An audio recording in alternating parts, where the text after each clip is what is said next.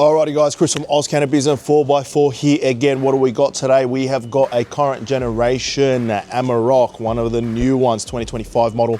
What we are going to do is we are going to get one of our manual roller shutters fitted on this bad boy today, and we're going to refit the OEM sports bar. We're going to go through the assembly, we're going to go through the fitment, and then we're going to get right into it.